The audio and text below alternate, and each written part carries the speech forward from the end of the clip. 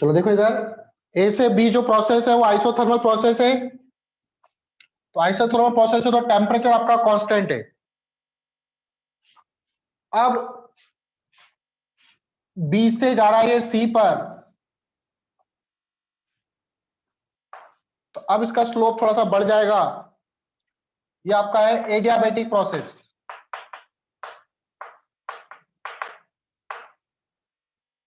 फिर सी से वापस से आइसोथर्मल,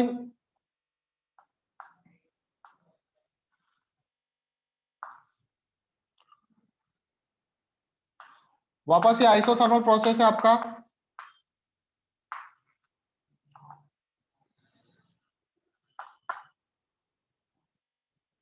और वापस से ये एडियाबेटिक।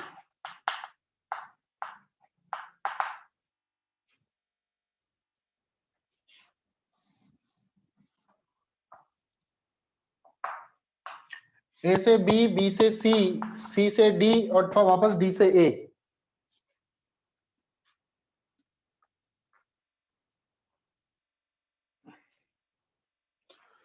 तो यहां पर हम लोग Q1 हीट दे रहे हैं, यहां पर कोई हीट दे नहीं सकते एडियाबेटिक प्रोसेस में। और यहां पर हमको वापस से Q2 हीट मिल रही है। और फिर डी से ए आ रहे हैं तो कोई हीट में एक्सचेंज नहीं हो रहा। आइसोथर्मल प्रोसेस में हीट में एक्सचेंज होता है।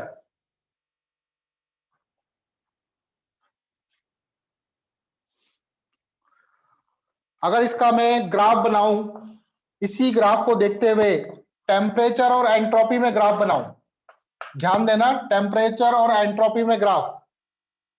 तो ए से बी जो प्रोसेस है उस वो प्रोसेस है क्या आपका, आइसोथर्मल प्रोसेस है। तो आइसोथर्मल प्रोसेस है तो टेम्परेचर कांस्टेंट, यहां पे इसकी एंट्रोपी मान लो S1। और मैंने बताया कि एंट्रोपी हमेशा बढ़ती है। ए से बी गया, फिर बी से सी। मैंने बताया था कि एडियाबेटिक प्रोसेस है तो एडियाबेटिक प्रोसेस में एंट्रोपी में चेंज नहीं आता, एंट्रोपी कांस्टेंट रहेगी। मान लो यहाँ पे एंट्रोपी आपकी S2, तो बी से ही गया सी, ये प्रोसेस हो गया एडियाबेटिक। ए से बी में मैंने हीट इंजेक्ट करी Q1,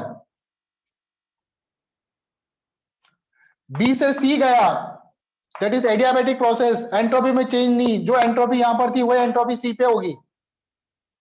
फिर सी से वापस डी पे आया,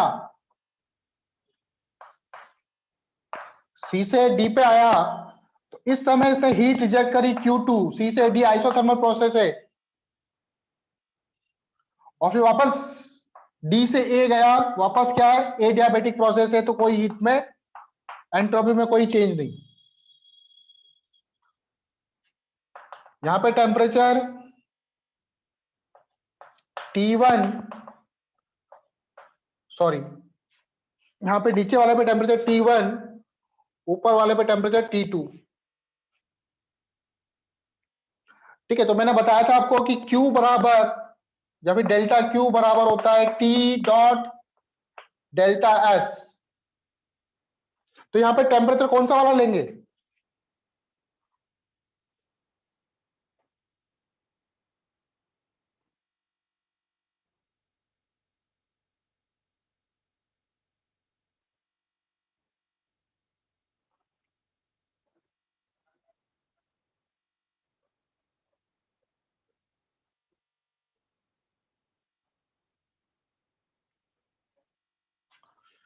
तो देखो T, अगर मैं टेम्परेचर T2 लेता हूं तो यहां पे एंट्रोपी में चेंज हो रहा है, S1 से S2 जा रहा है। तो यहां पे हीट कितनी इंजेक्ट हो रही है, Q1, और यहां पे Q2 हीट रिजेक्ट हो रही है, ये Q1 हीट इंजेक्ट हो रही है। तो Q1 इंजेक्ट हो रही है तो डेल्टा Q1, Q1 पॉजिटिव होगा आपका, टेम्परेचर की जगह आएगा T2, और हीट S1 से S2, तो ये हो जाएगा S2 माइनस S1। सही लिखा है क्या मैंने, S2 माइनस S1।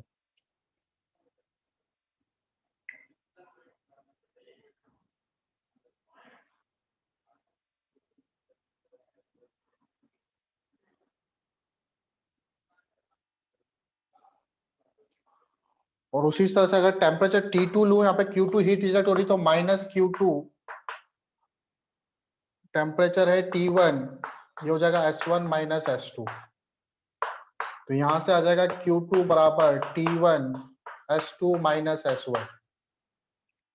तो Q2 अपॉन Q1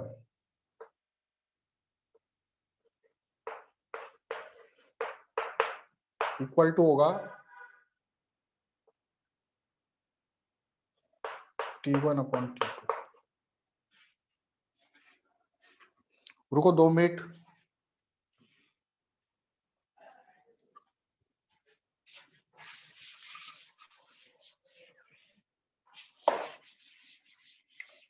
ठीक है। कार्नोट साइकिल में ए से बी आइसोथर्मल प्रोसेस, बी से सी एडियाबैटिक, दो आइसोथर्मल दो आइडियाबैटिक प्रोसेस होता है। अब ए से बी जा रहा है ये, तो इसमें Q1 हीट इंजेक्ट कर रहे हैं हम लोग। तो जब हीट इंजेक्ट कर रहे हैं तो इसकी एंट्रोपी S1 से S2 चेंज हो रही है। अभी मैंने बताया था यहाँ पे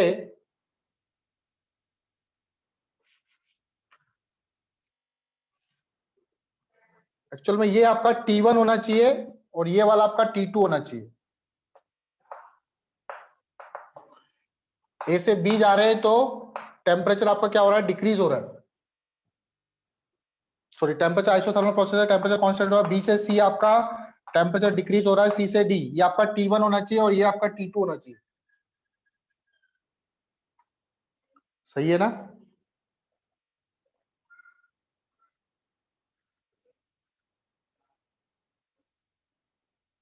क्योंकि T1, क्योंकि हमने अभी बताया था जो सोर्स होता है उसका टेम्परेचर T1, सोर्स का टेम्परेचर ज्यादा होगा as compare to heat temperature of sink. तो T2 आपका लो होगा, ये वर्क डन हो गया, और Q2 हीट रिजेक्ट हो गई। ठीक है। तो ए से बी Q1 हीट इंजेक्ट कर रहे हैं हम लोग।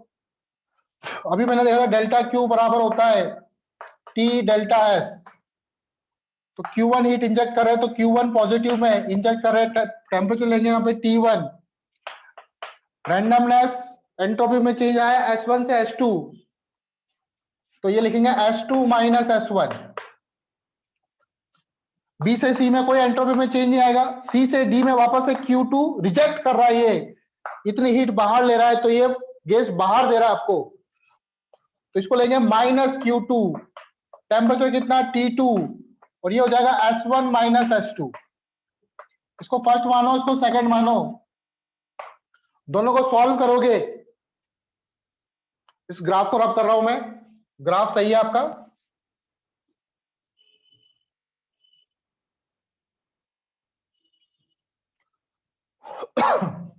माइनस माइनस तो S2 माइनस S1 हो जाएगा। तो यहां से आप देखोगे Q2 अपॉन Q1, यह आएगा T2 अपॉन T1। तो अभी मैंने एफिशिएंसी बताई थी यहाँ पे कि कार्नोट साइकिल की एफिशिएंसी होती है 1 माइनस Q2 बाई Q1। तो Q2 बाई Q1 की जगह हम लोग लिख देंगे T2 बाई T1। तो ये 1 माइनस, अगर आपको टेम्परेचर पता है सोर्स और सिंक का, तो भी आप एफिशिएंसी निकाल सकते हो। 1 माइनस T2 बाई T1 करके, समझ गए?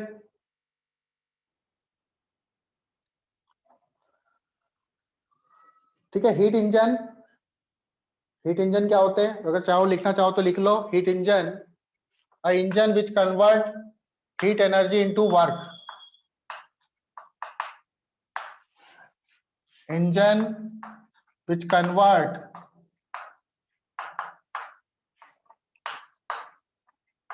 Heat energy into work. Heat energy को वर्क में कन्वर्ट कर दे, उसको बोलते हैं heat engine. Types of heat engine,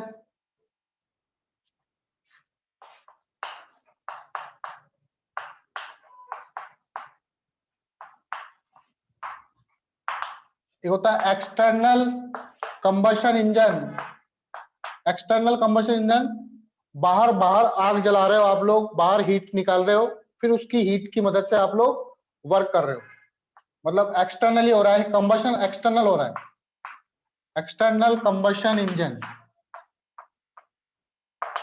जैसे आपका स्टीम इंजन, इसमें क्या करते हैं, एक्सटर्नली पहले हम लोग स्टीम बना लेते हैं और फिर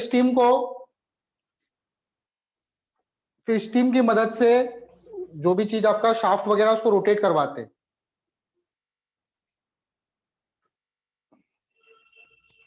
तो एक्सटर्नल कंबशन इंजन का एग्जांपल है आपका स्टीम इंजन।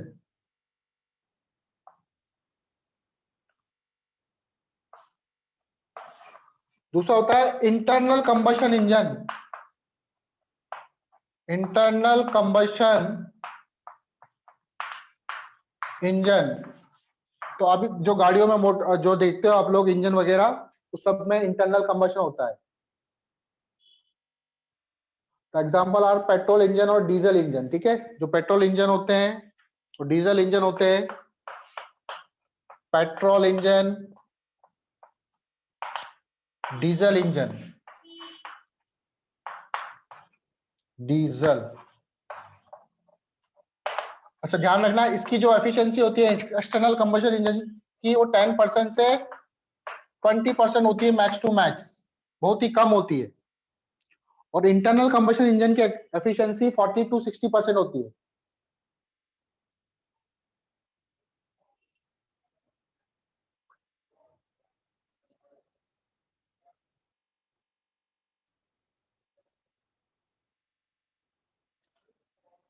ठीक है, there are Yes, 4 sir. Stroke in internal combustion engine. Internal combustion engine में 4 स्ट्रोक होते हैं। There are 4 stroke in internal combustion engine.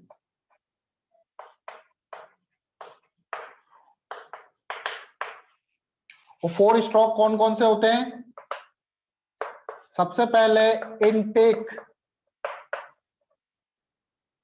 आपका है इनटेक, इनटेक स्ट्रोक और चार्जिंग स्ट्रोक।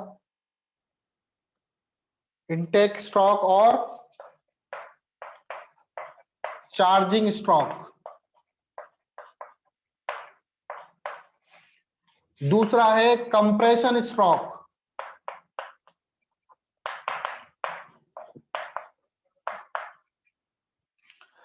तीसरा है वर्किंग स्ट्रोक और expansion, working stroke of expansion stroke.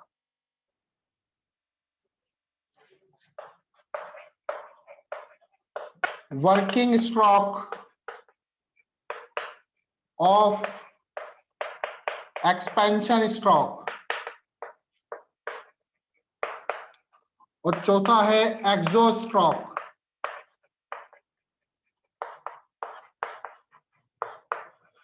कुछ बात समझ में आ रही है क्या?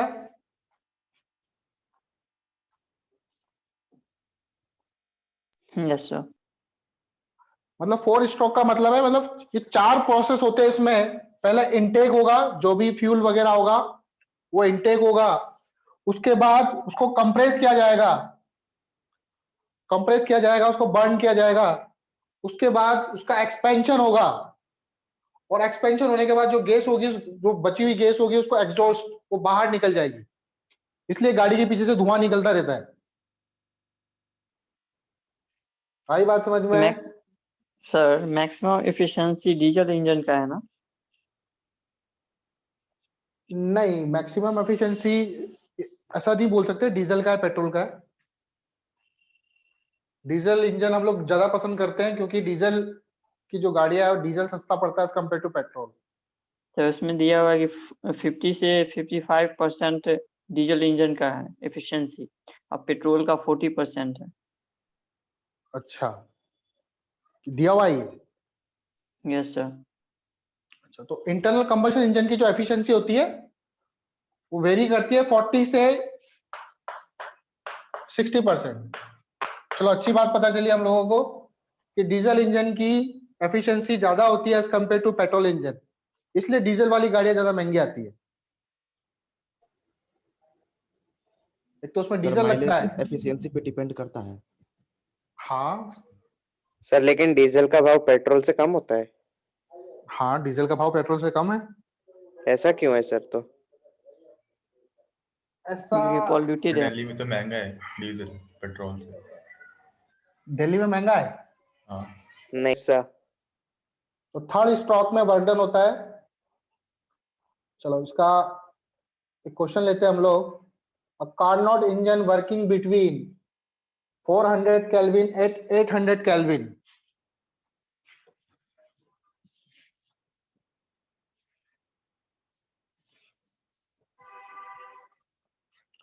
आपको मेनली कार्नोट इंजन में ये एफिशिएंसी का फॉर्मूला याद रखना है, ठीक है।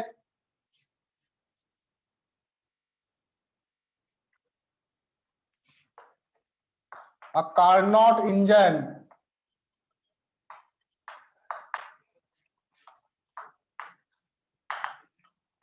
working between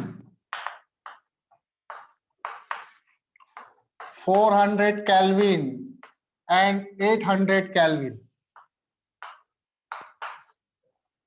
400 Kelvin and 800 Kelvin has a work output of 1200 joule per cycle. Has a work output of 1200 joule per cycle. एक साइकिल में 1200 जूल हीट दे रही है, मतलब वर्क डन हो रहा है। What is the amount of heat energy supply to the engine from the source per cycle? What is the amount of heat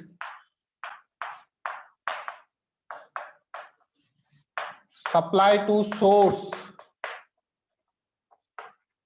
source को per cycle हम लोग कितनी एनर्जी दे रहे हैं, कितनी हीट दे रहे हैं, ये निकालना आप लोगों को। तो आपको T1 पता है, ऑब्वियसली T1 आपका ज्यादा वाला होगा 800 केल्विन, T2 आपका लो 400 केल्विन। तो यहां से मैं इसकी एफिशिएंसी निकाल सकता हूं 1 minus T1 upon sorry T2 upon T1 होता है। तो इसकी एफिशिएंसी हो जाएगी 1 माइनस 400 बाई 800। सॉल्व करोगे, पहले ही काट दो इसको, 4 2 जा 8, 1 माइनस 1/2 दैट इज 1/2, 50%। तो इसकी एफिशिएंसी है 50%, 1/2। एफिशिएंसी को हम लोग ऐसे भी निकालते हैं, delta of gas work done by gas upon Q1, कितनी हीट इंजेक्ट करी। एफिशिएंसी आया 1/2, वर्क डन कितना कर रहा है 1200 जूल, तो Q1 हो जाएगा 2400 जूल पर साइकिल। बोलो बात समझ में आई क्या?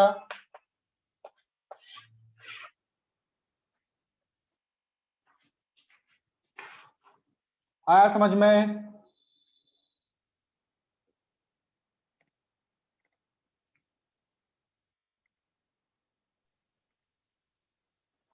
A heat engine operate between a cold reservoir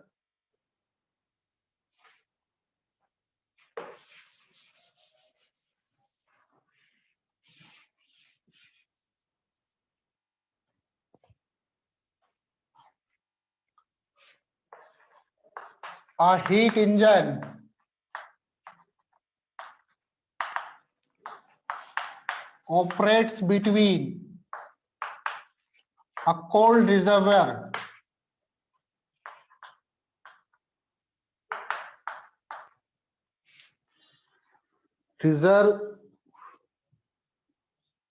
reservoir at temperature T2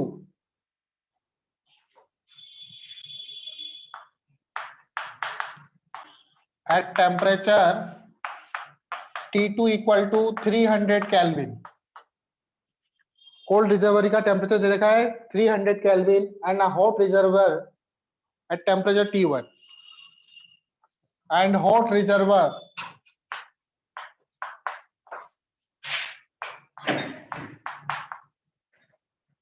at temperature T1, उसका टेम्परेचर T1 है, वो हमें पता नहीं है. It takes 1200 joule of heat. ठीक है, it takes 1200 joule of heat and deliver 120 joule of heat. 1200 joule, sir. हाँ 200 जूल हीट ले रहा है और 120 जूल कोल्ड रिजर्वर को वापस दे रहा है. तो what will be the temperature of hot reservoir? कितना टेम्परेचर हो सकता है?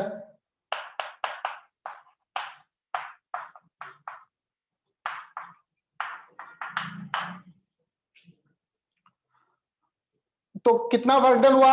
ये हीट रिजेक्टेड है. Q1 हो जाएगा आपका 200, Q2 हो जाएगा आपका 120.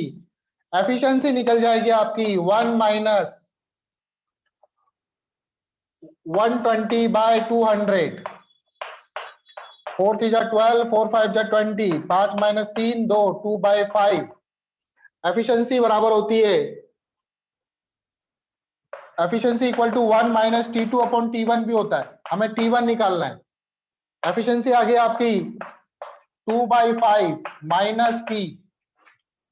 तो T2 आपका 300 केल्विन है, तो यहां से T1 निकल जाएगा आपका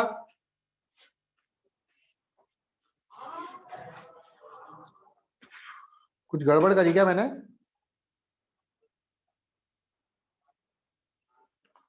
सॉरी 1 माइनस जूल वाला बोल रहे थे 12 नहीं 200 सॉरी. इसको सॉल्व करो. T1 की वैल्यू आएगी यहां से, ओके